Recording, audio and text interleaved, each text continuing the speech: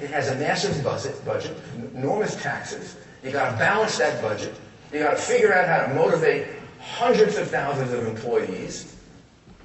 You've got to have some practical experience to do this. This isn't like on-the-job training, is it? I don't think. If I walked into a major company and said, put me in charge, they'd say, well, what have you run before? Suppose I said, nothing. They'd say, well, there's a nice job here in the computer. You start off with learning the computers, and then you can go out and meet the customers. And why is that important? Because they do make these mistakes. They just say things without any reference. I'll give you an example. Hillary Clinton a couple of weeks ago said she wants to send baby bonds to all the children that are born in the country. $5,000 bond. Every child's going to get a $5,000 bond. This comes from inexperience. I know she talks about experience, but tell me, again, what city has she run? What state has she run? What business has she run? The answer is none. So she's going to send out these $5,000 bonds. First thing I thought of when I heard that was, okay, how much is it going to cost?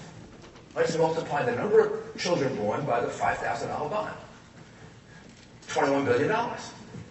Because there are 4.1 million babies born in the United States every year, who all are going to get a nice Hillary baby bond, which, by the way, will cost more than $21 billion because you have to print the bond. You got to pay for that. Like, they don't do it for nothing. And then it costs money to put Hillary's picture on it. Well, it does. Well, she gave up on that one. Then she had about 5 others since then. In fact, she gave up on that one and she came up with another one that cost $5 billion more. So, like, we got rid of that idea, but we got a new idea which costs even more. She's at somewhere like $200 to $300 billion already. And she's going to have to raise your taxes to do it. And what's going to happen is when she raises your taxes, the government receipts are going to go down and she has to raise them again. But that's the cycle that happens. Because in fact, what they prefer is a much more centralized government. The Democrats think they can much more efficiently handle your problems than you can. And it's the big dispute between us. They are a centralized big government model, like Europe.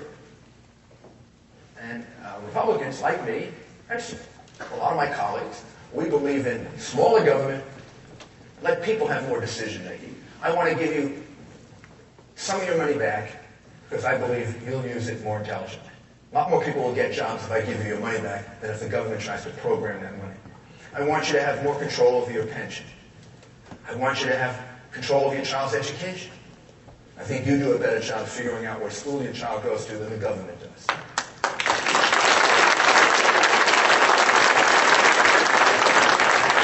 And that's at the core of what I think. Yes, sir? Just had the report on Fox News tonight. I listen to Fox News.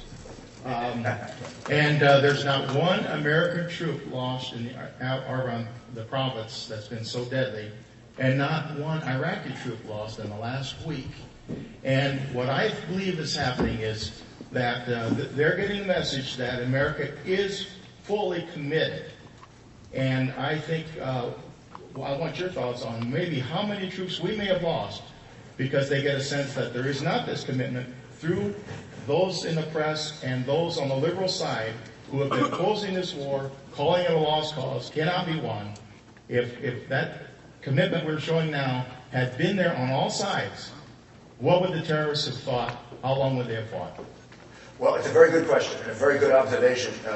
I hadn't thought of it exactly that way in the past, but I have thought that I don't understand how you fight a war when all you're discussing is when to withdraw. I don't understand.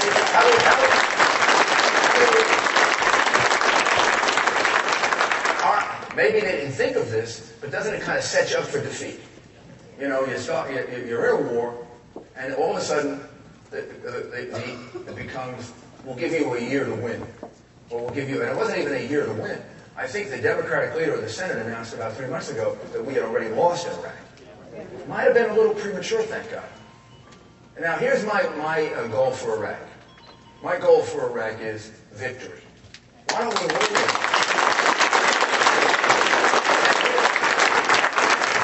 Here's what winning constitutes. A stable Iraq that will act as an ally for us in the Islamic terrorist war against us. In other words, a country we can count on that will help us reduce the influence of Iran, reduce the influence of the other Islamic terrorist groups that Iran is sponsoring and others are sponsoring. And we should stay there to achieve that goal. Wars and battles have strategic goals, and you do everything you can to reach them and achieve it, and you support your troops. You know, there was a Democrat in the House of Representatives who, a couple of days before General Petraeus testified, maybe a week or two, maybe knowing the testimony, and maybe also reacting to the fact that several Democrats in Congress went to Iraq and actually was shocked at the progress that had been made and changed their position. I really respect those Democrats who did that. But I think it was starting to frighten some of these people. And one of them announced, it was in August, I think, or early September, he announced, if the surge works, this will be a problem for the Democrats. Amen. Who cares? Who cares if it's a problem for them? Or for the Republicans, for that matter. Or for anybody. This isn't about the Republicans or the Democrats. This is where we've lost our way. It isn't about the Republicans or the Democrats. It isn't about George Bush. It isn't about me. It isn't about Hillary Clinton. It's not John McCain. It's about America. If the surge works, America works. If we lose in Iraq, the next president, whether the next president is a Republican, I hope me, or a Democrat, I hope not, but maybe, right? That's what democracy is all about. The next president has a big problem. The problem is no bigger or smaller because the Democrats get an advantage or the Republicans. It's the same problem. Just think of what happens if Iraq fell in the way that Harry Reid predicted 2 or 3 months ago. We would have a country that would be a headquarters for terrorism. We would have a country that could devote a lot of its resources to sponsoring terrorism. Iraq is a rich country. Iraq has a lot of oil. Iraq has real resources. Don't think of Iraq as some country that's impoverished. It has problems now in organizing itself, but it's sitting there with tremendous natural resources. I'd like you also to consider one other thing, because this goes on in the Democratic debates all the time, and I think the verdict of history is already somewhat different than what they're saying, but they're confusing the American people. They're saying now that we shouldn't have gone to war against Saddam Hussein, that it was the wrong war. And some of them who voted for it, like Hillary Clinton and John Edwards, are now disavowing their vote. They're saying they made a mistake, but it wasn't their mistake, it was George Bush's mistake. George Bush misled them. Okay, they were in favor of the war, now they're against the war. Suppose we didn't take out Saddam Hussein. Suppose he was still sitting there for a minute. And he's still sitting there in Iraq. Iraq was the same way as it was in 2001, with Saddam Hussein controlling it, with Saddam Hussein in charge, and Iran was, as Iran is doing, moving toward becoming nuclear. What do you think Iraq would be doing? Same thing.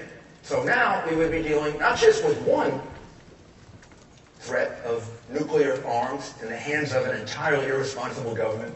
We'd be dealing with the threat of 2 governments that would be moving toward being nuclear. And Iraq would have to become nuclear if Iran was, because they were mortal enemies. And also, finally, if we didn't take out Saddam Hussein, you think Gaddafi would have given up his weapons of mass destruction? You think Gaddafi did that because he was visited by, an angel? Maybe, I don't think so. I think he was visited by an angel.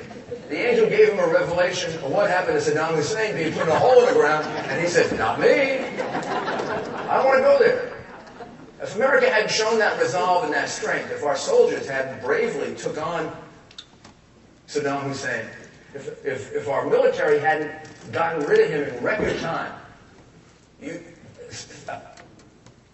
Libya would now be a threat to the United States as well. And they would have to become even more empowered. And the real risk of Iran becoming nuclear is not only that they might use it or might hand it off to terrorists, but it'll create a nuclear arms race in the Middle East. And at least we've taken 2 major players out of that. That is a significant victory for us in this realistic war that we're in against Islamic terrorism.